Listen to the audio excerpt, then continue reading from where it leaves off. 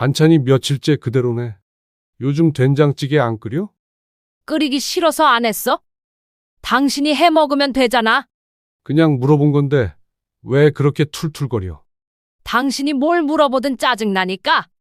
그 입 좀 다물고 있으면 안 돼? 오늘 회사에서 진짜 힘들었다고. 당신이 일 못하니까 갈굼당하는 거지. 그 나이 먹고도 승진 못하는 게 더 문제야. 요즘 왜 이렇게 말이 독해졌어? 예전엔 안 이랬잖아. 예전엔 기대라도 했지. 지금은 아무 기대 안 해. 당신이랑 말하는 것도 시간 아까워서 그래. 그렇게까지 말해야 돼? 당신은 내가 얼마나 답답하게 살았는지 알지도 못하잖아. 당신 옆에 앉아서 밥 먹는 것도 참는 거야. 참는 거. 난 당신한테 잘못한 게 없는 것 같은데.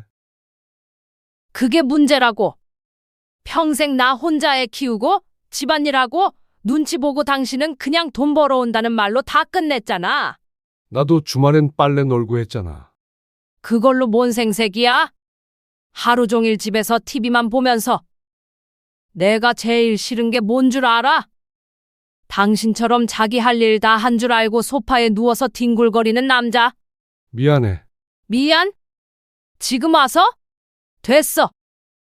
앞으로 내 인생에 당신 자리 없을지도 몰라. 혹시 당신 누구 있어? 그건 당신이 알 바 아니고? 이 집에서 나가든지 아니면 조용히 살든지 해. 아내분도 나름대로 쌓인 게 많았을 거예요. 육아하고 집안일하면서 혼자 감당해야 했던 것들이 얼마나 많았을까요? 하지만 남편 입장에서 생각해보면 회사에서 힘든 하루 보내고 집에 와서 이런 말들을 듣는다면 정말 마음이 무너질 것 같거든요. 당신이 못하니까 혼나는 거지. 그 나이 먹고도 승진 못하는 게 문제야. 이런 말들. 아무리 화가 나도 가장 가까운 사람한테 이렇게 날카롭게 말하면 상처가 얼마나 클까요? 물론 아내분도 그동안 참고 참다가 터진 거겠지만 듣는 사람 입장에서는 정말 견디기 힘들었을 거예요. 특히 마지막에 누구 있냐? 고 물었을 때 그건 당신이 알 바 아냐 라고 대답하는 부분에서는 남편이 얼마나 절망적이었을까 싶네요. 부부가 이렇게까지 서로에게 상처 주는 말을 하게 되기까지 도대체 어떤 일들이 있었던 걸까요? 영상이 궁금하시다면 구독과 좋아요 눌러주시고요. 자, 그럼 이제 이 부부의 이야기를 처음부터 한번 들어보실까요? 그날은 정말 평범한 월요일 아침이었어요. 제가 58세가 되던 해 3월의 어느 날이었습니다. 알람이 울리기 전에 일어나는 게 제 습관이라 새벽 6시 반쯤 눈을 떴어요. 옆에서 아내가 아직 잠들어 있었죠. 규칙적인 숨소리를 내면서 편안하게 자고 있는 모습이었어요. 저는 조용히 일어나서 세면을 하고 평상시처럼 운동복으로 갈아입었어요. 집 근처 공원에서 30분 정도 조깅을 하고 돌아오는 게 제 아침 루틴이었거든요. 아내는 제가 운동하고 오는 동안 아침 준비를 하곤 했어요. 운동을 마치고 집에 돌아왔을 때 아내가 이미 일어나서 부엌에서 분주하게 움직이고 있었어요. 샤워를 하고 정장으로 갈아입은 뒤 거실로 나왔을 때는 아침 7시쯤 되었을 거예요. 저는 항상 그랬듯이 거실 테이블에 앉아서 경제신문을 펼쳐놓고 읽기 시작했어요. 회사 일 때문에 국내외 경제 동향을 파악하는 게 중요했거든요. 특히 그날은 주말 동안 쌓인 뉴스들을 정리해야 했어요. 환율 변동이나 주식시장 소식들을 꼼꼼히 체크하면서 오늘 회사에서 해야 할 일들을 머릿속으로 정리하고 있었어요. 아내는 부엌에서 계란말이를 만들고 있었어요. 지글지글 팬에서 나는 소리와 함께 고소한 냄새가 거실까지 퍼져나왔죠. 함께 살면서 수천 번도 넘게 봤던 그 모습이었어요.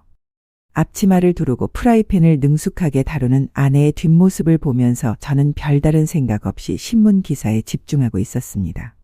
평소에 아내는 아침에 많은 말을 하지 않는 편이었어요. 저도 마찬가지로 아침 시간에는 조용히 신문을 보면서 하루를 준비하는 걸 좋아했거든요. 그래서 그날 아침도 평소와 똑같이 조용하고 평화로운 분위기였어요. 아내가 계란말이와 김치, 밥을 상에 차려놓았을 때도 평소와 다를 게 전혀 없어 보였거든요. 노란색 계란말이가 예쁘게 접시에 담겨 있었고 김치도 적당히 익은 것으로 골라서 내놓았어요. 밥도 따뜻하게 갓 지은 것이었죠. 저는 신문을 접어놓고 젓가락을 들었어요. 커피 한 잔과 함께 아침 식사를 하는 것도 저희 부부의 오랜 일상이었거든요. 아내도 맞은편에 앉아서 자신의 식사를 시작했어요. 처음 몇 분간은 정말 평범한 부부의 아침 식사 시간이었어요. 그런데 아내가 젓가락을 놓더니 앞치마를 벗으면서 저를 바라보는 거예요. 뭔가 말하려는 듯한 표정이었는데 평소와는 다른 진지한 분위기였어요. 여보, 이혼해요. 너무나 담담하고 차분한 목소리였어요. 마치 오늘 날씨가 좋다거나 마트에 다녀오겠다는 말을 하는 것처럼 자연스럽게 말이에요. 저는 젓가락을 든 채로 완전히 멈춰버렸어요. 뭔가 잘못 들었나 싶어서 아내 얼굴을 다시 쳐다봤는데 그 표정이 정말 진지했어요. 계란말이 한 조각이 젓가락에 꽂혀 있는 채로 제 손이 공중에 멈춰 있었어요. 뇌가 그 말을 이해하려고 노력하고 있는데 전혀 받아들여지지 않았거든요. 뭐라고 했어? 제가 되묻자 아내는 한 번 더 또박또박 말했어요. 이혼하자고 했어요. 28년 살았으니 이제 그만해요. 그 순간 제 머릿속이 완전히 하얘졌어요. 함께 살면서 크게 싸운 적도 별로 없었고 전날까지도 평범하게 대화를 나눴는데 갑자기 이혼이라니요. 젓가락이 손에서 떨어져 바닥에 떨어지는 소리가 유독 크게 들렸어요. 아내는 제 반응을 보지도 않고 침실로 들어가더니 옷장에서 큰 캐리어를 꺼내기 시작했어요. 파란색 대형 캐리어였는데 해외여행 갈 때 쓰던 그 캐리어였어요. 저는 황당해서 따라 들어갔죠. 아내가 자신의 옷들을 차근차근 캐리어에 넣고 있는 모습을 보면서 이게 꿈인지 현실인지 구분이 안 되었어요. 평소에 입던 블라우스들, 바지들, 속옷까지 모든 걸 체계적으로 정리하면서 캐리어에 넣고 있었어요. 마치 오래전부터 계획했던 것처럼 침착하게 짐을 정리하는 모습이었어요. 미란아, 갑자기 왜 이래? 무슨 일 있었어? 제가 다급하게 물어봤지만 아내는 고개도 돌리지 않았어요. 더 이상 할 말 없어요. 이미 마음 정했어요. 그러면서 화장품과 액세서리들까지 꼼꼼히 챙기더라고요. 화장대 서랍을 하나씩 열어서 자신의 물건들만 골라내고 있었어요. 립스틱, 파운데이션, 향수병까지 모든 걸 작은 파우치에 담고 있었거든요. 저는 그 순간 정말 당황스러웠어요. 이런 상황은 처음이었거든요. 뭔가 말을 해야 할 것 같은데 입에서 말이 나오지 않았어요. 아내의 움직임은 너무나 확신에 차 있었고 제가 뭘 말해도 소용없을 것 같은 분위기였어요. 아침 식사는 그대로 식탁 위에 남겨진 채였고 저는 멍하니 서서 아내가 짐을 싸는 모습만 바라보고 있을 수밖에 없었어요. 그 침묵 속에서 시간이 정말 느리게 흘러가는 것 같았습니다. 아내가 집을 나간 후 저는 한동안 멍하니 앉아 있었어요. 식탁 위에 그대로 남겨진 아침 식사를 바라보면서 도대체 무슨 일이 벌어진 건지 이해할 수가 없었거든요. 회사에 가야 했지만 도저히 움직일 수가 없었어요. 그때 딸 지은이가 출근 준비를 하며 거실로 나왔어요. 평소보다 30분 정도 늦은 시간이었는데 지은이가 집안 분위기가 이상하다는 걸 바로 눈치챘어요. 아침 식사가 그대로 남아있고 제가 정장을 입고도 소파에 앉아서 멍하니 있는 모습을 보더니 뭔가 심상치 않다는 표정을 지었어요. 아빠, 왜 이렇게 앉아 계세요? 회사 안 가세요? 지은이가 조심스럽게 물어봤을 때 저는 어떻게 설명해야 할지 모르겠더라고요. 갑자기 엄마가 이혼하자고 하고 집을 나갔다고 말하기엔 너무 황당한 상황이었거든요. 엄마가 집을 나갔어. 제가 힘없이 말하자 지은이가 깜짝 놀라면서 엄마 방으로 뛰어갔어요. 옷장이 반쯤 비어 있는 걸 보고는 완전히 당황하더라고요. 지은이는 바로 아들에게 전화를 걸었어요. 민수야, 지금 당장 집에 와. 급한 일이 생겼어. 아들 민수가 30분 만에 집에 도착했어요. 대학교 4학년이라 시간이 비교적 자유로웠거든요. 민수는 들어오자마자 심각한 분위기를 감지했어요. 지은이가 상황을 간단히 설명해주자 민수도 믿을 수 없다는 표정을 지었어요. 형제가 모여서 제게 자세한 얘기를 들은 후에 뭔가 수상하다는 결론에 도달했어요. 아무런 전조 증상도 없이 갑자기 이혼을 선언하고 나가는 게 말이 안 된다는 거였죠. 그때부터 지은이와 민수가 본격적으로 엄마의 최근 변화들을 추적하기 시작했어요. 지은이가 먼저 입을 열었어요. 생각해보니 엄마가 최근에 좀 달랐어요. 옷 스타일도 바뀌고 화장도 진하게 하고. 민수도 거들었어요. 맞아요. 그리고 스마트폰도 맨날 만지작거리고 전화 오면 다른 방으로 가서 받고 그랬어요. 두 아이들이 하나씩 증언을 늘어놓기 시작하니까 제가 놓쳤던 부분들이 하나씩 보이기 시작했어요. 평소에 소박하게 입던 아내가 언제부턴가 밝은 색깔의 옷들을 사입기 시작했고 머리도 파마를 해서 한결 젊어 보이게 만들었더라고요. 지은이가 계속 말했어요. 그리고 헬스클럽 다닌다고 하면서 거의 매일 나가셨잖아요. 전에는 운동 같은 거 별로 안 좋아하셨는데. 아내가 3개월 전부터 갑자기 건강관리에 관심을 보이면서 헬스클럽에 등록했던 게 기억났어요. 처음에는 나이가 들면서 건강을 챙기려는 건가 보다 생각했었거든요. 민수가 추가로 말했어요. 그리고 주말마다 친구들 만난다고 나가셨는데 전에 물어봤을 때 누구랑 만나는지 대답을 제대로 안 해주셨어요. 생각해보니 맞더라고요. 아내가 주말에 외출하는 횟수가 현저히 늘어났었어요.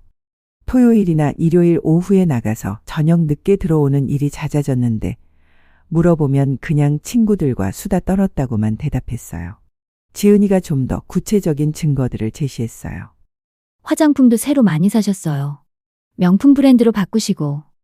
그리고 가방이랑 신발도 예전보다 훨씬 비싼 걸로 사시더라고요. 아내의 소비 패턴 변화도 눈에 띄었어요. 예전에는 실용적인 것들 위주로 구매했는데 언제부턴가 브랜드 제품들을 사기 시작했거든요. 카드 명세서를 자세히 보지 않았던 제 잘못이었어요. 민수가 핸드폰을 보면서 말했어요. 엄마 SNS 계정도 확인해봤는데 프로필 사진도 바뀌고 포스팅하는 내용도 달라졌어요.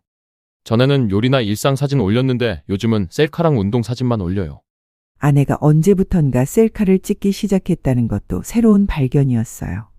예전에는 사진 찍는 걸 별로 좋아하지 않았는데 말이에요. 두 아이들의 증언을 들으면서 저는 점점 심각한 상황이라는 걸 깨달았어요. 아내의 행동 변화가 단순한 중년의 변심이 아니라 뭔가 더 구체적인 이유가 있을 수도 있겠다는 생각이 들었거든요. 지은이가 마지막으로 결정적인 얘기를 했어요. 아빠, 정확한 걸 알아봐야 할 것 같아요. 이상한 점들이 너무 많아요. 그 순간 저도 마음을 정했어요. 결혼 생활이 이렇게 끝날 수는 없었거든요. 진실이 뭔지 정확히 알아봐야겠다는 생각이 들었어요. 아내가 집을 나간 다음 날부터 저희는 본격적으로 조사를 시작했어요. 지은이가 가장 적극적이었는데 직장에서 돌아온 후 바로 아내의 행적을 추적하기 시작했거든요. 먼저 아내가 다닌다고 했던 요가원에 전화를 걸어봤어요. 요가원 직원이 말하길 아내는 한 달 전에 수업을 그만뒀다고 하더라고요. 그런데 아내는 계속 요가원에 간다고 말했었거든요. 이미 거짓말을 하고 있었던 거예요. 그럼 그 시간에 대체 어디를 간 건지 궁금해졌어요. 지은이가 아내의 신용카드 사용 내역을 확인해 봤어요. 아내 동의 없이는 안 되는 일이지만 상황이니까 어쩔 수 없었죠. 카드 사용 기록을 보니 정말 놀라운 사실들이 드러났어요. 명품 브랜드 매장에서의 결제 내역이 엄청나게 많았어요. 구찌 가방에 200만 원, 샤넬 향수에 15만 원, 디올 화장품 세트에 50만 원 이런 식으로 고급 브랜드 제품들을 계속 구매하고 있었거든요. 평소 아내가 절약하는 성격이었는데 완전히 소비 패턴이 바뀐 거예요. 더 이상한 건 헬스클럽 개인 트레이닝 비용이었어요. 한 달에 80만 원씩 결제되고 있었는데 일반 헬스클럽 회비로는 말이 안 되는 금액이었어요. 개인 트레이너와 1:1 수업을 받고 있다는 뜻이었죠. 민수가 아내의 주요 동선을 파악해 보기로 했어요. 평일 오후 시간대에 아내가 자주 가는 장소들을 체크해 봤더니 패턴이 보이기 시작했어요. 헬스클럽, 고급 카페, 백화점, 미용실 이런 곳들을 순환하면서 다니고 있었어요. 특히 강남 쪽 고급 카페에서의 카드 사용 빈도가 높았어요. 한 번 갈 때마다 5만 원에서 8만 원씩 결제하는 걸 보면 혼자 간 게 아니라 누군가와 함께 간 것 같았어요. 커피 2잔에 케이크까지 주문하는 패턴이었거든요. 지은이가 아내의 미용실 예약 기록도 확인했어요. 3개월 전부터 한 달에 2번씩 미용실에 가서 헤어 관리를 받고 있었어요. 염색, 펌, 트리트먼트까지 풀코스로 받으면서 한 번에 20만 원 이상 쓰고 있었죠. 아빠, 엄마가 이렇게까지 자기 관리에 신경 쓰신 적이 없었잖아요. 지은이 말이 맞았어요. 평소 아내는 검소한 편이었고 미용실도 3개월에 한 번 정도만 갔었거든요. 그런데 갑자기 외모에 이렇게 투자하기 시작한 이유가 뭔지 의심스러웠어요. 더 충격적인 건 온라인 쇼핑 내역이었어요. 젊은 스타일의 옷들을 대량으로 구매하고 있었어요. 미니스커트, 몸에 딱 붙는 니트, 오프숄더 블라우스 같은 20대가 입을 법한 옷들이었거든요. 55세 중년 여성이 입기에는 다소 무리가 있는 스타일들이었어요. 민수가 아내의 핸드폰 요금 명세서도 확인해 봤어요.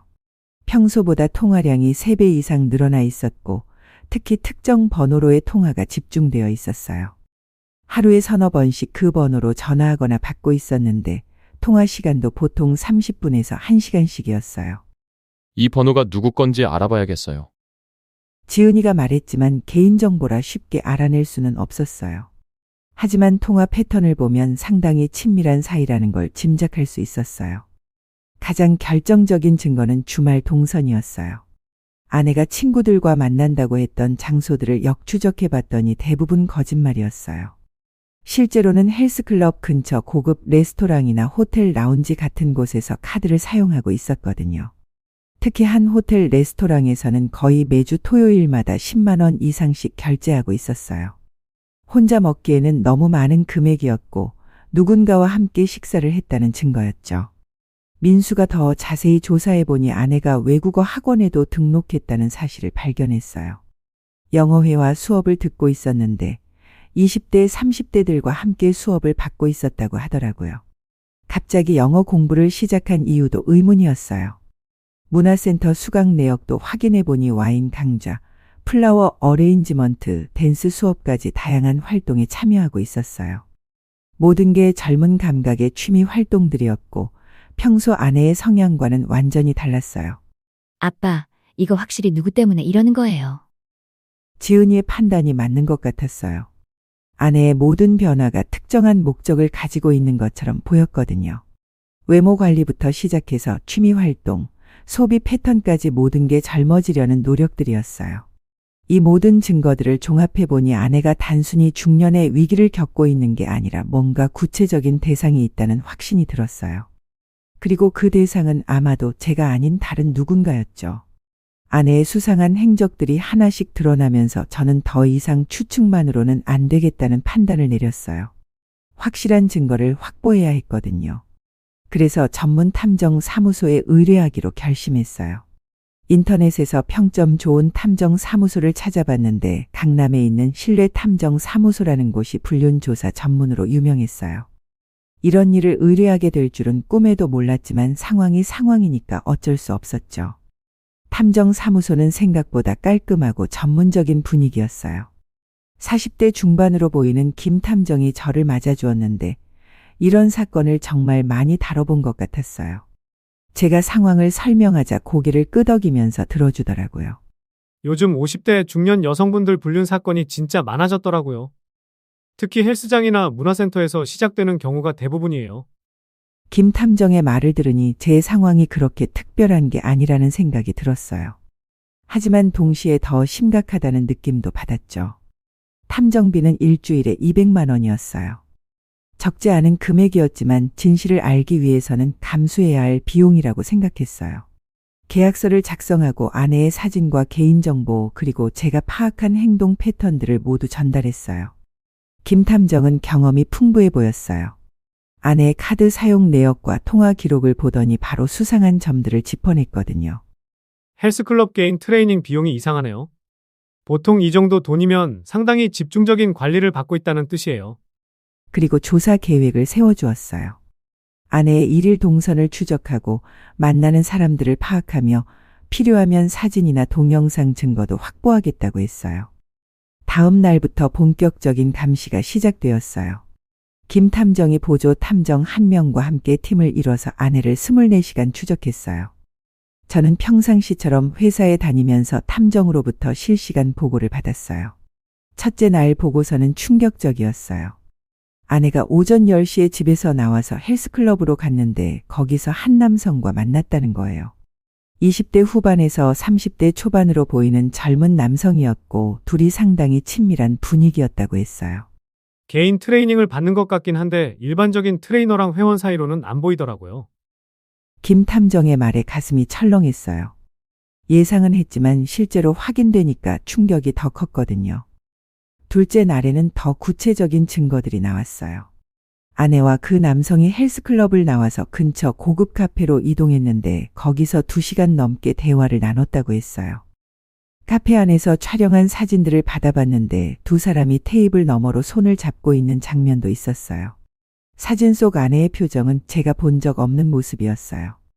마치 20대 처녀처럼 수줍어하면서도 행복해 보이는 얼굴이었거든요. 저에게 그런 표정을 지어준 적이 언제였는지 기억도 안 났어요. 셋째 날에는 더욱 결정적인 증거가 포착되었어요. 아내와 그 남성이 쇼핑몰에 함께 갔는데 남성복 매장에서 그 남자를 위한 옷을 아내가 골라주고 있는 장면이 촬영되었어요. 명품 브랜드 매장에서 50만 원짜리 셔츠를 아내가 결제하는 모습까지 찍혔거든요. 완전히 연인 관계로 보이네요. 여성 쪽에서 남성에게 선물을 사주는 패턴이에요. 김 탐정의 분석을 들으니 상황이 더 심각하다는 걸 깨달았어요. 단순한 감정적 외도가 아니라 경제적 지원까지 하고 있었던 거예요. 넷째 날에는 가장 충격적인 장면이 포착되었어요. 아내와 그 남성이 호텔 레스토랑에서 저녁 식사를 한 후 같은 호텔 엘리베이터를 타고 올라가는 모습이 촬영되었거든요. 2시간 후에 함께 내려오는 장면까지 모두 기록되었어요. 탐정이 그 남성의 신원도 파악했어요. 이름은 이정훈, 32세, 헬스클럽 개인 트레이너였어요. 아내보다 23살이나 어린 남자였죠. 외모는 확실히 잘생겼고 몸도 좋았지만 아내와는 너무나 다른 세대였어요. 이 남성의 과거 이력도 조사해 볼 필요가 있을 것 같습니다. 김 탐정이 제안했고 저는 당연히 동의했어요. 어떤 사람인지 정확히 알아야 대응할 수 있겠다고 생각했거든요. 5째 날부터는 이정훈의 신원 조사가 병행되었어요. 그의 일상과 다른 여성들과의 관계 그리고 헬스클럽에서의 평판 등을 조사하기 시작했어요. 조사 결과 놀라운 사실들이 드러났어요. 이정훈이 헬스클럽에서 중년 여성들을 전문적으로 상대하는 트레이너였다는 거예요. 아내뿐만 아니라 다른 기혼 여성 회원들과도 개인적인 관계를 맺고 있었거든요. 전형적인 지골로 스타일이에요. 외모와 몸매를 이용해서 경제적으로 여유 있는 중년 여성들에게 접근하는 수법이죠. 김 탐정의 설명을 들으니 아내가 그냥 순진하게 당한 피해자라는 생각도 들었어요. 하지만 동시에 배신한 것에 대한 분노도 치솟았죠. 일주일간의 조사 결과 아내의 불륜 관계는 확실했고 상대방의 정체도 명확해졌어요. 이제 이 증거들을 가지고 다음 단계를 결정해야 했어요. 탐정의 조사가 진행되는 동안 딸 지은이가 집에서 이정훈에 대한 인터넷 조사를 시작했어요. 요즘 젊은 세대들은 온라인 검색 능력이 정말 뛰어나더라고요. 지은이가 이정훈의 이름과 헬스클럽 정보를 조합해서 찾아보기 시작했거든요. 처음에는 별다른 정보가 나오지 않았어요. 하지만 지은이가 포기하지 않고 다양한 키워드로 검색을 계속했더니 놀라운 사실들이 하나씩 드러나기 시작했어요. 익명 게시판에서 이정훈과 비슷한 인물에 대한 제보글들을 발견한 거예요. 한 익명 게시판에서 헬스클럽 트레이너 사기주의라는 제목의 글을 찾았는데 글 내용이 너무나 구체적이었어요. 32세 남성 트레이너가 중년 기혼 여성들을 상대로 감정적, 경제적 이용을 한다는 내용이었거든요. 아빠, 이거 보세요. 이정훈이라는 이름까지 나와 있어요. 지은이가 보여준 글을 읽어보니 정말 충격적이었어요. 그 글을 올린 여성은 47세 주부였는데 이정훈에게 6개월 동안 속아서 총 2천만 원을 사기당했다는 내용이었어요. 글의 내용을 보면 이정훈의 수법이 정말 치밀했어요. 처음에는 진짜 개인 트레이닝을 해주면서 접근하다가 점차 개인적인 고민 상담을 들어주는 척하면서 감정적으로 의존하게 만드는 방식이었거든요. 그 주부의 증언에 따르면 이정훈이 자신의 어려운 가정 사정을 털어놓으면서 동정심을 유발했다고 해요. 아버지가 병원비로 고생하고 있다거나 자신이 야간 대학교 등록금을 마련하느라 힘들다는 식으로 말이에요. 지은이가 더 파고들어서 검색해보니 비슷한 피해 사례들이 계속 나왔어요. 다른 헬스클럽에서도 이정훈과 똑같은 수법을 쓰는 트레이너에 대한 제보들이 있었거든요. 나이, 외모, 접근 방식이 모두 일치했어요. 이 사람 완전히 전문 사기꾼이에요. 로맨스 스캠이라고 하는 수법이죠. 로맨스 스캠이라는 건 쉽게 말해서 사랑하는 척하면서 돈 뜯어내는 사기예요. 외모 좋은 젊은 남자가 중년 여성들한테 접근해서 연애 감정 이용해 돈 갈취하는 거죠. 지은이의 설명을 들으니 상황이 더 심각하다는 걸 깨달았어요. 아내가 단순히 바람을 피운 게 아니라 전문적인 사기꾼에게 당하고 있었던 거예요. 민수도 다른 사이트들을 뒤져보기 시작했어요. SNS, 커뮤니티 사이트, 심지어 중고거래 사이트까지 모든 곳을 검색해봤는데 이정훈에 대한 제보들이 정말 많이 나왔어요. 특히 한 여성이 올린 글은 정말 자세했어요. 그 여성은 50세 사업가였는데 이정훈에게 3개월 동안 총 5천만 원을 지원했다고 하더라고요. 명품 시계, 옷, 심지어 자동차 할부금까지 대신 내줬다는 내용이었어요. 이 남자가 얼마나 교묘한지 모르겠어요. 진짜 사랑하는 척하면서 돈을 뜯어내는 전문가예요. 그 여성의 글에는 이정훈의 구체적인 수법들이 상세히 나와 있었어요. 처음에는 운동 지도를 진짜 잘해주면서 신뢰감을 쌓고 점차 개인적인 이야기를 하면서 감정적 유대감을 형성한다는 거예요. 그 다음에는 자신의 어려운 처지를 말하면서 도움을 요청하는데 처음에는 작은 금액부터 시작해서 점점 큰 돈을 요구한다고 했어요. 그리고 여성이 돈을 주면 더욱 친밀하게 대해주면서 착각하게 만든다는 거였죠. 더 충격적인 건 이정훈이 실제로는 기혼자라는 사실이었어요. 한 제보자가 올린 사진을 보니 이정훈이 20대 후반 여성과 함께 찍은 웨딩 사진이 있었거든요. 아내와 별거 중이라고 거짓말하면서 여러 여성들을 속이고 있었던 거예요. 이 사람 결혼도 했으면서 왜 이런 짓을 하는 거예요? 민수가 붕괴하며 말했지만 오히려 기혼자라는 사실 때문에 더 교묘하게 여성들을 속일 수 있었던 것 같았어요. 결혼 생활의 어려움이나 이혼 절차의 복잡함을 핑계로 더 많은 동정심을 유발할 수 있었거든요. 지은이가 찾아낸 가장 결정적인 증거는 이정훈의 과거 직장 이력이었어요. 지난 5년 동안 서울 강남권 헬스클럽 4곳을 옮겨 다녔는데 모든 곳에서 회원들과의 부적절한 관계 때문에 문제가 되어 그만뒀다는 내용이었어요. 한 헬스클럽 전 직원이 익명으로 올린 글에는 더 구체적인 내용이 있었어요. 이정훈이 한 헬스클럽에서 동시에 3명의 기혼 여성 회원들과 관계를 맺으면서 각각 다른 거짓말로 돈을 받아냈다는 거예요. 이 사람은 진짜 전문적으로 이런 일을 하고 있었어요. 아마 엄마도 그 피해자 중 한 명일 거예요. 지은이의 분석이 정확해 보였어요. 모든 정황상 이정훈은 우연히 아내와 만난 게 아니라 처음부터 의도적으로 접근했을 가능성이 높았거든요. 가장 충격적인 발견은 이정훈이 사용하는 매뉴얼 같은 글이었어요. 어떤 익명 게시판에서 중년 여성 공략법이라는 제목으로 상세한 가이드가 올라와 있었는데 내용이 너무나 구체적이고 치밀했어요. 외로움을 달래주는 방법부터 시작해서 자존감을 높여주는 말들, 그리고 점진적으로 경제적 도움을 요청하는 단계별 방법까지 모든 게 체계적으로 정리되어 있었거든요. 이거 완전히 계획적으로 한 거예요. 엄마가 이 사람한테 완전히 당하고 있는 거예요. 모든 증거들을 종합해보니 아내가 얼마나 철저하게 속고 있었는지 알 수 있었어요. 이정훈은 진짜 연인이 아니라 아내를 이용해서 돈을 뜯어내려는 전문 사기꾼이었던 거죠. 이제 이 모든 증거들을 가지고 아내와 직접 대면해야 할 때가 왔어요. 이런 사기꾼 때문에 망칠 수는 없었거든요. 모든 증거를 수집한 후 저는 직접 확인하기로 결심했어요. 탐정의 보고에 따르면 아내가 매주 토요일 오후 2시에 헬스클럽에서 이정훈과 만난다고 했거든요. 그날도 예외가 아닐 거라는 확신이 들었어요. 토요일 오후 1시 30분, 저는 지은이와 민수를 데리고 그 헬스클럽으로 향했어요. 가는 길에 마음이 정말 복잡했어요. 이런 식으로 끝나게 될 줄은 꿈에도 몰랐거든요. 하지만 더 이상 모른 척할 수는 없었어요. 헬스클럽은 강남 한복판에 있는 고급 시설이었어요. 회원권만 해도 몇백만 원은 좋게 나갈 것 같은 규모였죠. 로비에 들어서니 세련된 인테리어와 함께 운동하는 사람들의 소리가 들려왔어요. 접수 직원에게 일일 이용권을 신청하면서 자연스럽게 주변을 둘러봤어요. 2층 헬스장 구역에서 아내의 목소리가 들려오더라고요. 평소보다 훨씬 밝고 경쾌한 목소리였어요. 마치 20대 처녀처럼 웃고 있는 소리였거든요. 저희는 조용히 2층으로 올라갔어요.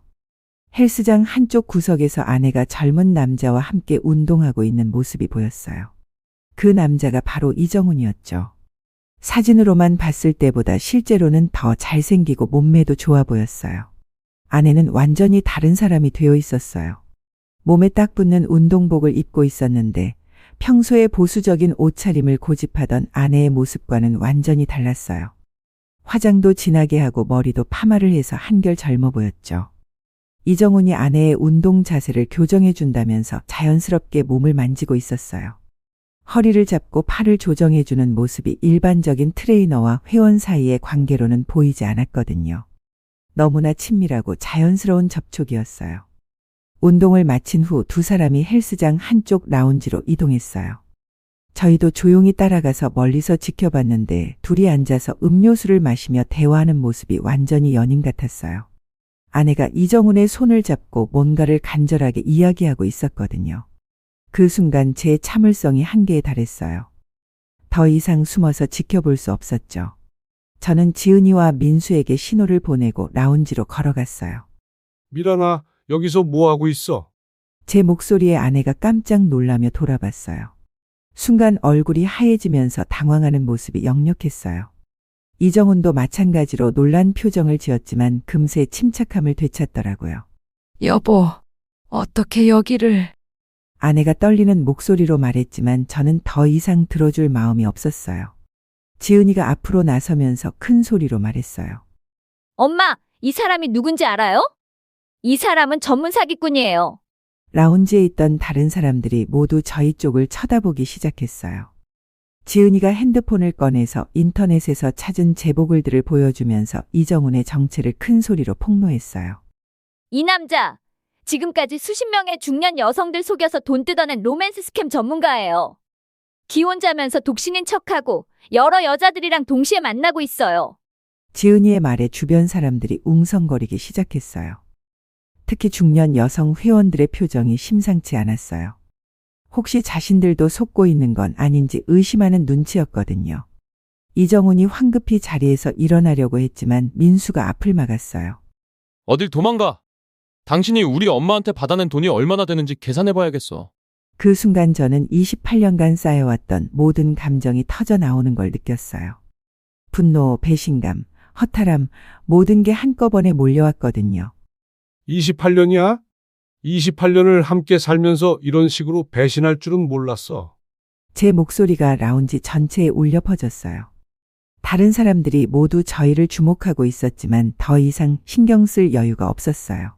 아이들 키우느라 고생할 때도 회사에서 힘들 때도 당신만 믿고 살아왔는데 이게 뭐야? 이게 결혼 생활의 결과야? 아내가 눈물을 흘리며 변명하려고 했지만 제가 막았어요. 지금까지 이 사람한테 얼마나 줬어? 카드 명세서 다 확인했어. 몇 천만 원을 이런 사기꾼한테 갖다 바쳤지? 이정훈이 슬금슬금 빠져나가려고 하자 지은이가 다시 큰 소리로 외쳤어요. 여러분, 이 남자 조심하세요. 인터넷의 피해 사례가 수십 건이나 올라와 있어요.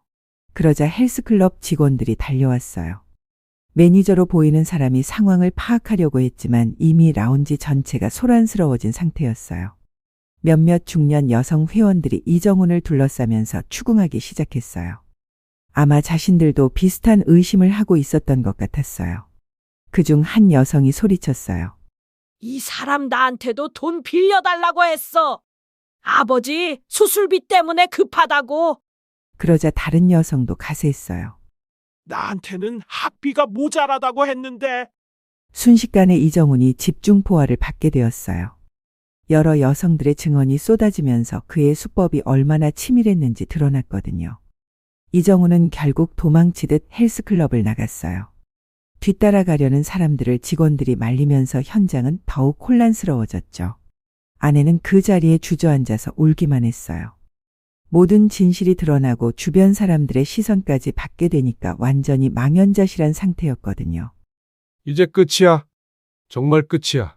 제가 마지막으로 남긴 말이었어요. 이런 치욕적인 방식으로 끝나게 될 줄은 정말 몰랐지만 더 이상 돌이킬 수 없는 지경까지 온 것 같았어요. 헬스클럽을 나오면서 뒤돌아보니 아내가 여전히 그 자리에 앉아 있었어요. 하지만 저는 더 이상 돌아가고 싶지 않았어요. 모든 게 끝난 거나 마찬가지였거든요. 헬스클럽 사건이 일어난 당일 저녁부터 상황이 완전히 달라지기 시작했어요. 그날 현장에 있던 사람들 중 누군가가 스마트폰으로 영상을 촬영했던 것 같더라고요. 처음에는 몰랐는데 지은이가 인터넷을 확인해 보더니 깜짝 놀라면서 저를 불렀어요. 아빠, 이거 봐요. 우리 일이 인터넷에 올라왔어요. 지은이가 보여준 화면을 보니 정말 놀라웠어요. 헬스클럽 불륜 폭로 사건이라는 제목으로 그날의 영상이 여러 SNS 플랫폼에 동시에 올라와 있었거든요.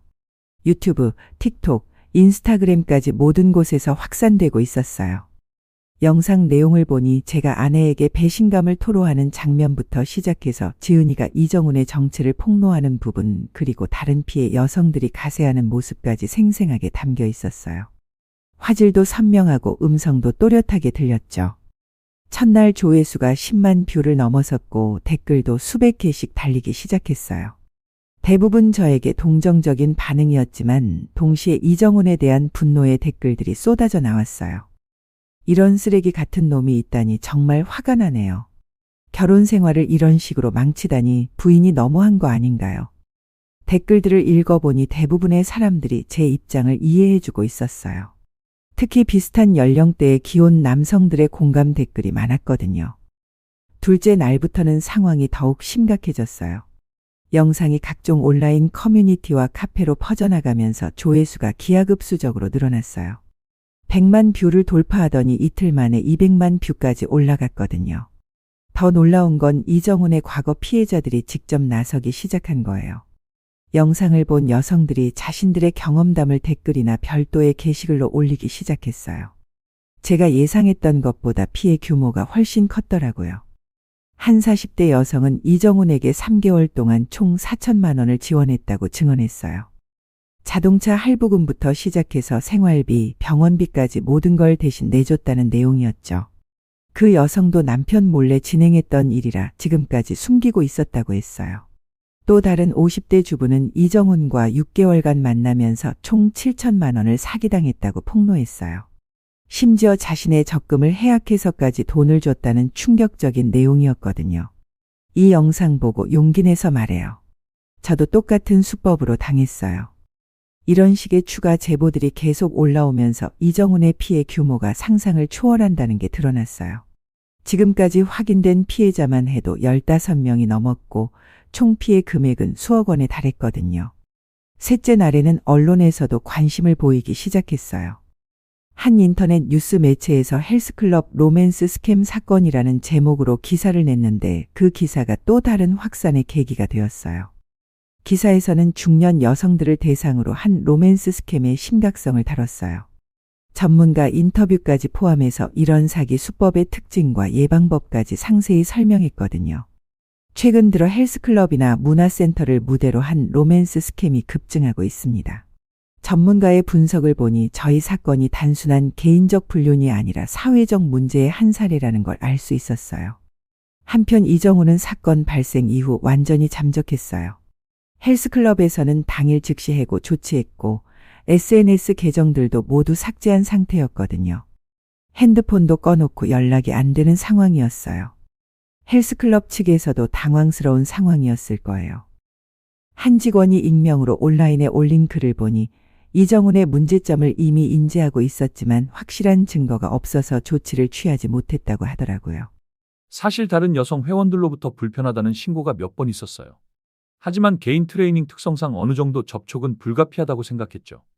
헬스클럽 내부 상황도 혼란스러웠지만 피해가 더 확산되는 걸 막기 위해 적극적으로 협조하겠다는 입장을 발표했어요. 가장 충격적인 건 이정훈의 실제 아내가 나타난 거예요. 20대 후반의 젊은 여성이었는데 남편의 바람기와 사기 행각을 이미 알고 있었다고 증언했어요. 남편이 돈을 많이 가져와서 이상하다고 생각했는데 이런 식으로 번 돈이었다니 정말 충격이에요. 이정훈의 아내도 피해자였던 셈이죠. 남편이 다른 여성들을 속여서 번 돈으로 생활하고 있었다는 사실을 뒤늦게 알게 된 거니까요. 사건이 이렇게 커지면서 저희 가족도 주변 시선을 의식하게 되었어요. 특히 아내는 직장에서도 소문이 돌면서 견디기 힘들어했어요. 영상에서 얼굴이 선명하게 나왔기 때문에 주변 사람들이 다 알게 된 상황이었거든요. 하지만 저는 오히려 후련한 마음이 들었어요.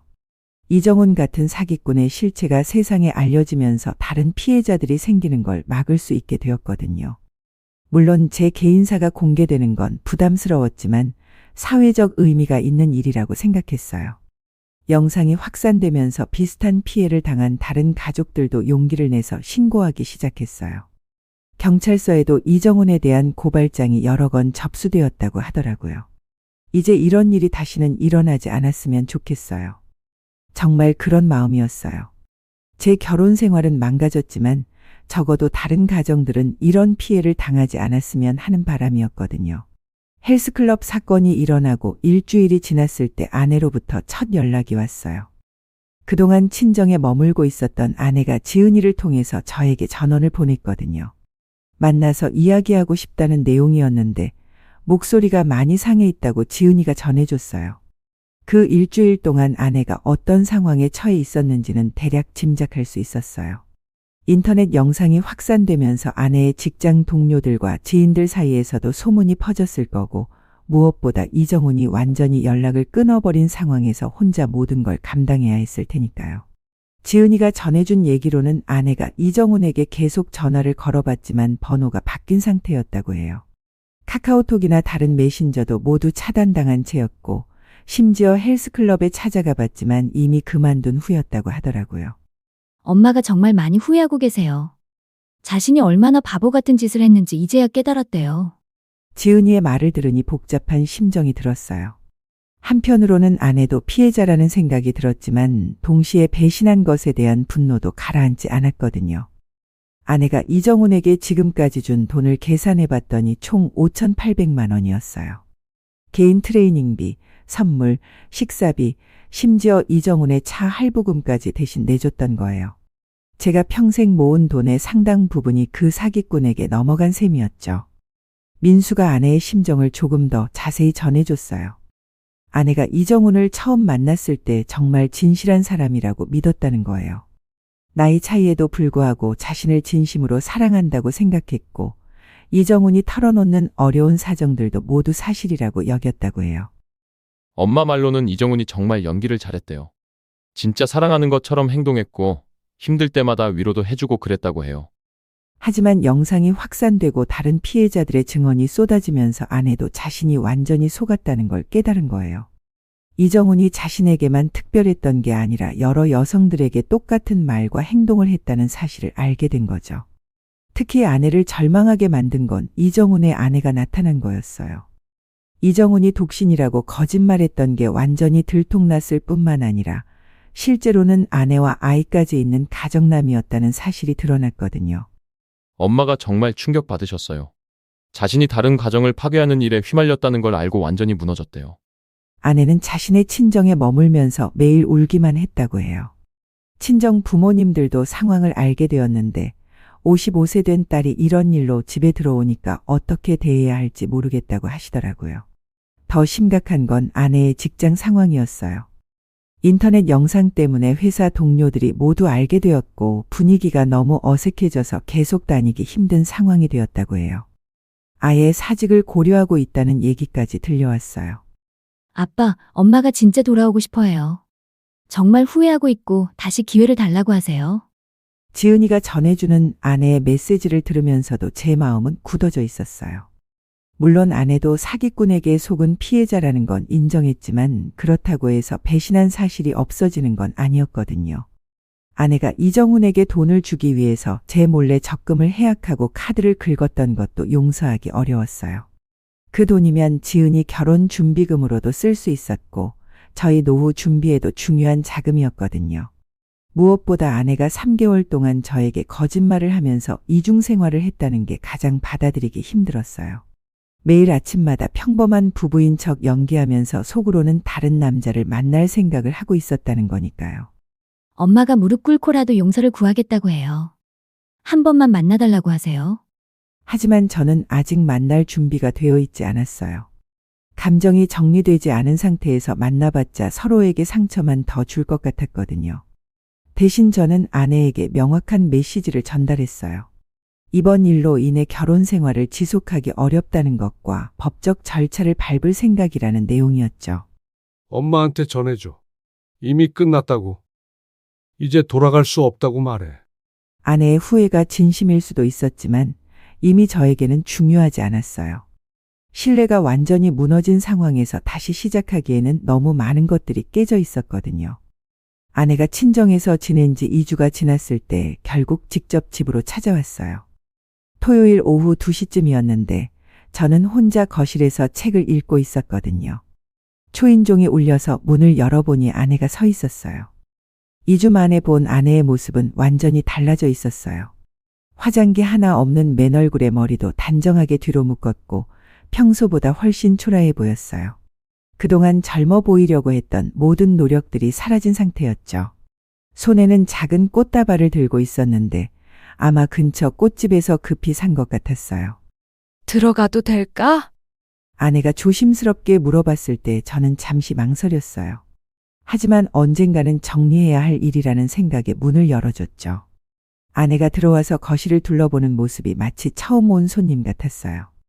아내는 소파에 앉지도 못하고 그냥 서 있었어요. 평소에 당당했던 모습과는 완전히 달랐죠.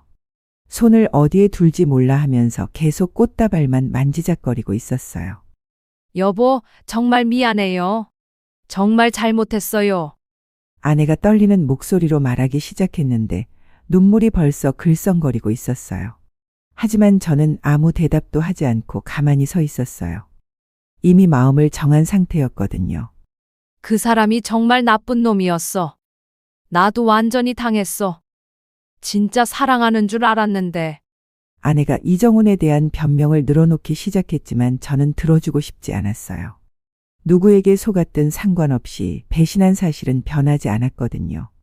그때 아내가 갑자기 무릎을 꿇더라고요. 거실 바닥에 무릎을 꿇고 고개를 숙이면서 진짜 용서를 구하기 시작했어요. 55세 된 여자가 바닥에 무릎을 꿇는 모습을 보니 한편으로는 안쓰럽기도 했어요. 제발 한 번만 용서해줘요. 다시는 이런 일 없을 거예요. 이렇게 끝낼 수는 없잖아요. 아내가 울면서 애원하는 모습을 보면서도 제 마음은 움직이지 않았어요. 오히려 더 확실해졌죠. 이미 너무 많은 선을 넘었고 신뢰라는 게 한 번 깨지면 다시 복구하기 어렵다는 걸 깨달았거든요. 우리 추억들을 생각해봐요. 지은이 낳을 때, 민수 낳을 때 같이 힘들게 키워온 시간들을 다 잊을 거예요. 아내가 과거의 추억들을 들먹이면서 호소했지만 그 추억들조차 이제는 진짜였는지 의심스러웠어요. 그동안 진심이었던 순간이 과연 몇 번이나 있었을까 하는 생각이 들었거든요. 저는 책상 서랍에서 미리 준비해둔 서류를 꺼내왔어요. 이혼 협의서와 재산분할 관련 서류들이었어요. 변호사와 상담해서 작성해둔 것들이었죠. 이거 서명해. 제가 서류를 아내 앞에 놓자 아내가 더욱 절망적인 표정을 지었어요. 서류 제목을 보고는 완전히 멘붕이 온 것 같았어요. 진짜 이혼할 거예요. 정말로? 아내가 믿을 수 없다는 듯이 물어봤지만 저는 이미 결심을 굳힌 상태였어요. 탐정이 수집해준 모든 증거들, 인터넷에 올라온 영상들 그리고 이정훈의 과거 행적들까지 모든 걸 종합해봤을 때 더 이상 결혼 생활을 지속할 이유가 없었거든요. 당신도 이제 자유롭게 살아. 제가 차분하게 말하자 아내가 더욱 울면서 매달렸어요. 바닥에 무릎을 꿇은 채로 제 바지를 붙잡으면서 절대 이혼할 수 없다고 소리쳤어요. 내가 다 잘못했어요. 다시 처음부터 시작해요. 제발요. 하지만 저는 이미 모든 걸 정리한 상태였어요. 감정적으로도 경제적으로도 법적으로도 준비를 마쳤거든요. 변호사와의 상담을 통해 이정훈과의 불륜 증거들이 재산 분할에서 제게 유리하게 작용할 것이라는 확신도 있었어요. 그동안 당신만 믿고 살았어. 그런데 그걸 이렇게 배신하고도 아무렇지 않게 거짓말하는 게 더 충격이야. 제가 진짜 속마음을 털어놓자 아내가 더욱 오열했어요. 하지만 저는 더 이상 동정심이 들지 않았어요. 오히려 이런 모습조차 연기하는 것 같다는 생각이 들었거든요. 5,800만 원이야. 당신이 그 사기꾼한테 준 돈이 총 5,800만 원이야. 제가 정확한 금액을 말하자 아내가 깜짝 놀라더라고요. 아마 자신이 얼마나 많은 돈을 쓴지 정확히 계산해보지 않았던 것 같았어요. 그 돈이면 지은이 결혼 준비금으로도 쓸 수 있었고 우리 노후 준비에도 중요한 돈이었어. 그런데 그걸 다 그런 사기꾼한테 갖다 바쳤잖아. 아내가 할 말을 잃고 그냥 울기만 했어요. 변명할 여지가 없다는 걸 본인도 알고 있었던 것 같았어요. 저는 마지막으로 명확하게 통보했어요. 이제 정말 끝이야. 결혼 생활도 여기서 끝이고, 우리 관계도 여기서 정리하는 거야. 아내가 마지막으로 한 번 더 애원했지만 저는 더 이상 들어주지 않았어요. 대신 이혼 서류에 서명하라고 다시 한번 요구했죠. 서명 안 하면 법적으로 진행할 거야. 어차피 결과는 똑같을 테니까 협의 이혼이 서로에게 나을 거야. 결국 아내가 떨리는 손으로 서명을 했어요. 펜을 잡는 손이 너무 떨려서 글씨가 제대로 써지지 않을 정도였어요. 하지만 서명은 완료되었고 28년 결혼 생활이 공식적으로 끝나는 순간이었어요. 아내가 집을 나가면서 마지막으로 뒤돌아봤지만 저는 전혀 아쉽지 않았어요. 오히려 이제야 진짜 새로운 시작을 할 수 있겠다는 생각이 들었거든요. 이혼 협의서에 서명을 받았지만 실제 법적 절차는 별개였어요. 가정법원에 이혼 신청서를 제출하고 나서 본격적인 재산분할 협의가 시작되었거든요. 저는 이미 경험 많은 가정법 전문 변호사를 선임해둔 상태였어요. 김 변호사는 40대 중반의 여성 변호사였는데 불륜 관련 이혼 사건을 전문으로 다루는 분이었어요. 첫 상담에서부터 제게 유리한 상황이라고 분석해 주었거든요. 탐정이 모은 증거들이랑 SNS에 퍼진 영상까지 있으니까 부인 분류는 확실하게 증명됩니다. 무엇보다 아내가 이정훈에게 지출한 5,800만 원이 결정적인 증거였어요. 가정의 재산을 배우자 몰래 외도 상대에게 지원한 것은 명백한 제사 능익 및 횡령 행위로 볼 수 있다는 거였죠. 법원에서는 먼저 조정 절차를 거쳤어요. 조정위원 앞에서 양측이 합의점을 찾아보는 과정이었는데 아내 측에서도 변호사를 선임해서 나왔어요. 50대 남성 변호사였는데 처음부터 수세에 몰린 분위기였어요. 아내는 조정 과정에서도 계속 감정에 호소하려고 했어요. 28년 결혼 생활의 공로나 자녀 양육에 대한 기여도를 강조하면서 재산을 반반씩 나누자고 주장했거든요.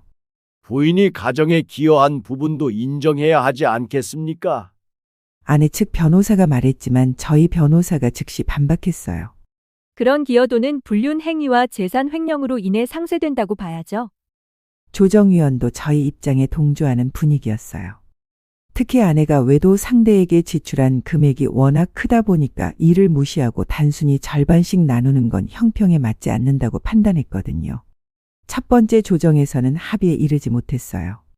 아내 측에서 70대 30으로 제안했지만 저희는 85대 15를 요구했어요. 그 차이가 워낙 크다 보니까 조정위원도 어려워했죠. 두 번째 조정 전에 결정적인 사건이 발생했어요. 이정훈이 경찰에 체포된 거예요.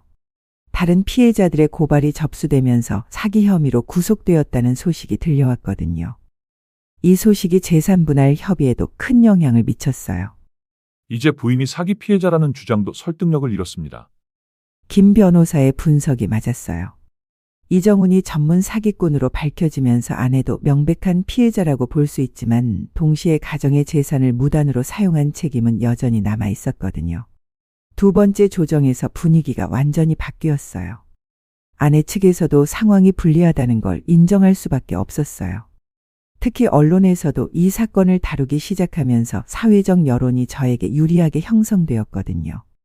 재산분할 비율을 80대 20으로 조정해보는 게 어떨까요? 조정위원이 절충안을 제시했지만 저는 양보할 생각이 없었어요. 그간 모은 재산을 사기꾼에게 갖다 바친 것에 대한 책임을 확실히 물어야 한다고 생각했거든요. 결국 조정은 결렬되었고 본격적인 소송 절차로 넘어갔어요. 가정법원에서 재판이 시작되었는데 첫 재판부터 저희에게 유리한 분위기였어요. 재판부에서는 탐정이 수집한 증거들을 모두 채택했어요. 아내와 이정훈의 불륜 관계를 입증하는 사진들, 호텔 출입 영상, 그리고 신용카드 사용 내역까지 모든 게 증거로 인정되었거든요. 특히 결정적이었던 건 아내가 이정훈에게 지출한 세부 내역이었어요. 개인 트레이닝비부터 시작해서 명품 선물, 식사비, 심지어 차 할부금까지 모든 지출이 가정 경제에 부당한 부담을 주었다고 판단되었어요. 피고는 혼인 관계를 현저히 악화시키는 행위를 했을 뿐만 아니라 가정의 재산을 무단으로 처분하여 원고에게 경제적 손해를 끼쳤습니다. 판사의 중간 의견이었는데 이미 결론이 정해진 것 같았어요. 아내 측에서는 마지막으로 정신적 피해를 주장했어요. 이정훈에게 속아서 정신적 충격을 받았고 사회적으로도 매장당해서 직장까지 그만둬야 했다는 내용이었죠. 하지만 재판부에서는 그런 피해가 아내 본인의 잘못된 선택에서 비롯된 것이라고 판단했어요. 외도를 선택한 것도 가정의 재산을 무단 사용한 것도 모두 아내의 책임이라는 거였죠. 최종 판결이 나왔을 때 저는 예상했던 것보다도 더 좋은 결과를 얻었어요. 재산 분할 비율이 85대 15로 확정되었거든요. 아파트, 예금, 주식, 퇴직금까지 모든 재산의 85%를 제가 가져가게 되었어요. 원고 승소입니다. 김 변호사가 만족스러운 표정으로 말했을 때 정말 후련했어요. 이런 식으로 끝나는 건 아쉬웠지만 적어도 경제적으로는 제대로 된 보상을 받은 셈이었거든요. 아내는 15%의 재산과 개인 소지품만 가져가게 되었어요. 계산해보니 약 8천만 원 정도였는데 이정훈에게 준 돈을 생각하면 오히려 손해를 본 셈이었죠. 판결문을 받아보니 재판부에서도 이번 사건을 심각하게 본다는 걸 알 수 있었어요. 중년층의 로맨스 스캠 피해가 사회에 문제가 되고 있는 상황에서 경각심을 주는 의미도 있다고 판시했거든요. 이제 정말 새로운 시작이네요. 법원을 나오면서 김 변호사가 말했을 때 저는 정말 그런 기분이었어요.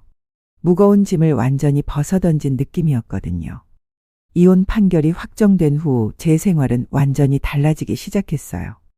처음 몇 주 동안은 혼자 사는 것에 적응하는 게 쉽지 않았거든요.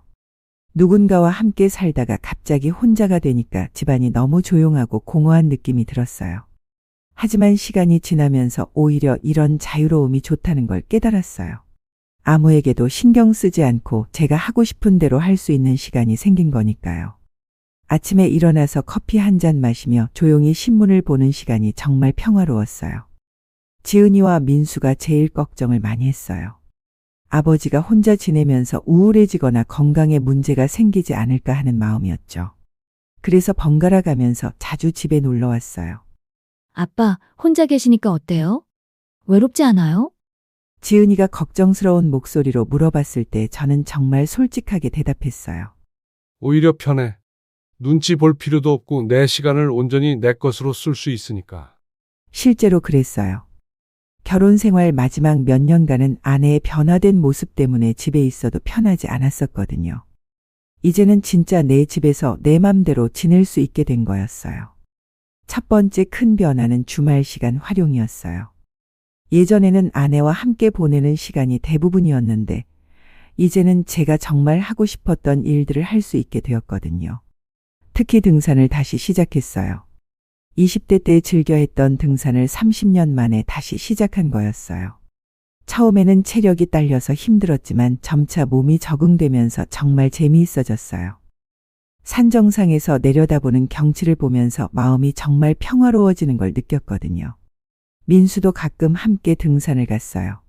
아버지와 아들이 둘만 등산하면서 진솔한 대화를 나누는 시간이 정말 소중했어요. 결혼 생활할 때는 이런 시간을 갖기 어려웠거든요. 아빠가 이렇게 활기차신 모습 오랜만에 봐요.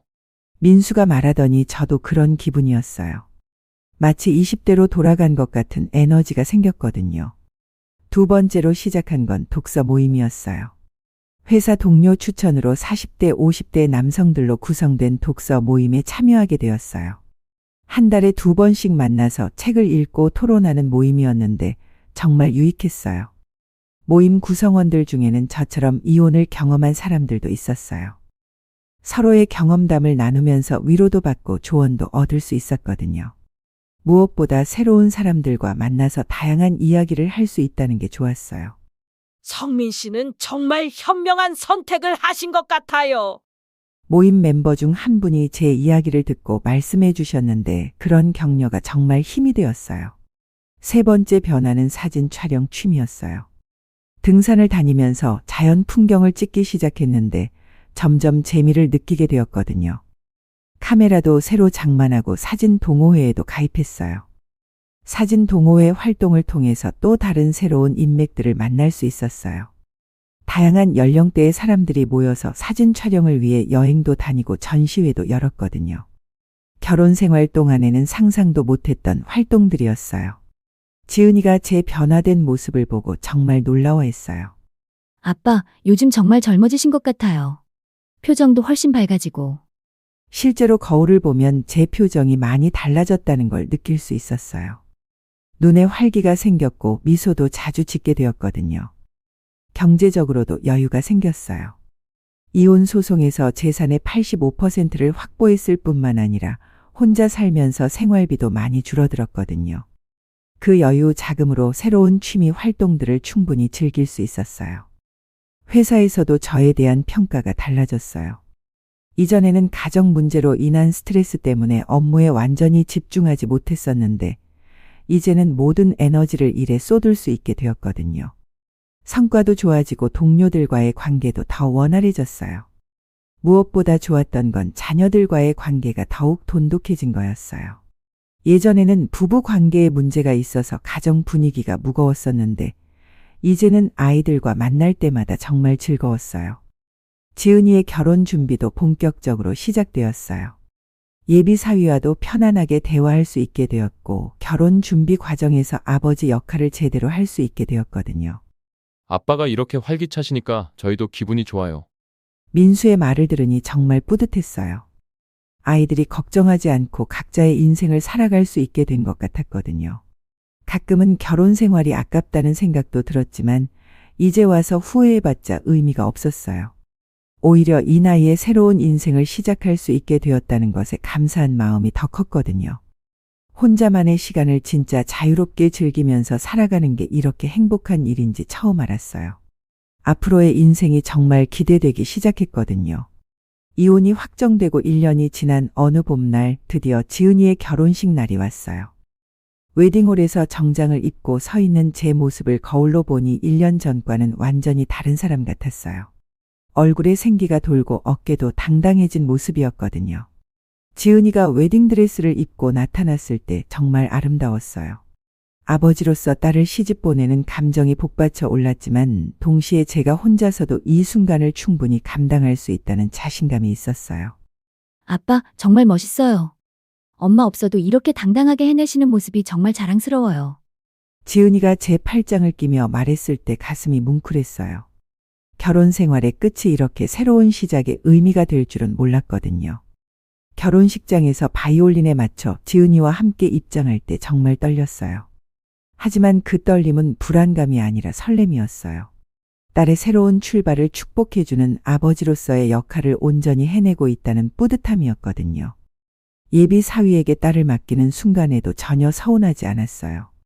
오히려 지은이가 좋은 사람을 만나서 행복하게 살 수 있게 되었다는 게 감사했어요. 제가 겪은 일 때문에 딸이 결혼에 대해 부정적으로 생각할까봐 걱정했었는데 오히려 더 신중하게 좋은 사람을 선택한 것 같았거든요. 결혼식 피로연에서 제가 축사를 할 때도 당당했어요. 실패를 부끄러워하지 않고 오히려 그 경험을 통해 진정한 사랑과 신뢰의 소중함을 배웠다고 말했어요. 인생은 언제든 새로운 출발이 가능하다는 걸 제가 몸소 증명하고 있어요. 제 말에 하객들이 박수를 쳐주었을 때 정말 뿌듯했어요. 결혼식이 끝나고 집에 돌아와서도 전혀 외롭지 않았어요. 오히려 딸이 행복한 출발을 했다는 안도감과 만족감이 컸거든요. 이제 민수만 잘 되면 제 부모 역할은 거의 끝나는 거나 마찬가지였어요. 최근에는 새로운 인연에 대한 관심도 생기기 시작했어요. 사진 동호회에서 만난 50대 초반의 여성분과 자주 대화를 나누게 되었거든요. 급하게 접근할 생각은 없지만 앞으로 좋은 인연이 될 수도 있겠다는 생각이 들었어요. 무엇보다 제 자신에 대한 확신이 생겼어요. 혼자서도 충분히 행복하게 살 수 있고 필요하다면 새로운 관계도 시작할 수 있다는 자신감이 있었거든요. 결혼 생활의 실패가 제 인생 전체의 실패는 아니었다는 걸 깨달았어요. 여러분, 지금까지 길고 긴 이야기를 끝까지 들어주셔서 정말 감사합니다. 생활이 하루아침에 무너지는 충격적인 사건부터 시작해서 새로운 인생을 찾아가는 과정까지 모든 걸 솔직하게 말씀드렸어요. 이 이야기를 통해 여러분께 전하고 싶은 교훈이 몇 가지 있어요. 첫 번째는 아무리 오랜 관계라도 신뢰가 깨지면 회복하기 어렵다는 것이에요. 그동안의 시간이 무색할 정도로 한순간에 배신이 모든 걸 망칠 수 있거든요. 두 번째는 중년층을 노리는 로맨스 스캠의 위험성이에요.